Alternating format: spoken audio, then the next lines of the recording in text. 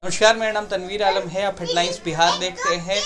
BSEB matric exam में social science के paper के लीक मामले को लेकर के तमाम विपक्ष के जो नेता हैं उन्होंने अपने बात को रखा है, मगर अब चिराग पासवान की पार्टी ने भी नीतीश कुमार की सरकार पर सवाल उठा दिया है। यहां तक कह दिया है कि जब सदन में तेजस्वी यादव ने सवाल उठाया तो आखिर मुख्यमंत्री और स्पीकर विजय सिन्हा बाहर क्यों निकल गए। आप सुनिए क्या कुछ कह रहे हैं अशरफ अंसारी, जो कि लोजपा के प्रवक्ता हैं। समझते हैं कि ये भी गवर्नमेंट का फेलियर है कि जब लीडर अपोजिशन हाउस में क्वेश्चन उठाएं तब सरकार की नींव टूटे। ये हम समझते हैं कि सरकार, देखिए, इससे दुख भार कोई घटना हम नहीं समझते कि कोई दूसरी हो सकती है। पूरा प्रदेश आज शर्म से झुका हुआ महसूस कर रहा है। आपको याद होगा कि विगत वर्ष पहले एक बार ऐसे ही मैट्रिक में चोरी की घटना हुई थी, जिससे पूरा बिहार पूरी दुनिया में शर्मसार हुआ था। और आज ये दूसरी घटना है जो लगता है कि यहाँ सरकार नाम की कोई चीज़ ही नहीं रह गई है। सरकार निरंकुश है, प्रशासन निरंकुश है, सरकार का कोई कंट्रोल नहीं रह गया है। और मतलब पूरी की पूरी सरकार, इससे ये साबित हो रही है कि सरकार का इकबाल ख़त्म हो गया है। और हम समझते हैं कि ऐसी घटना जिससे पूरा बिहार, पूरा प्रदेश शर्मसार हो रहा हो, इस पे कम से कम सरकार को चिंता होना चाहिए। ये संवेदन शून्यता सरकार को कहीं का नहीं छोड़ेगा।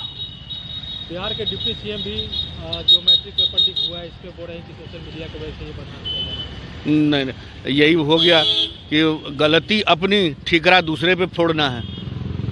पूरी तरह से ये सरकार का फेलियर है, गवर्नमेंट का फेलियर है। क्वेश्चन लीक हो रहा है, इसमें सोशल मीडिया क्या कर रहा है?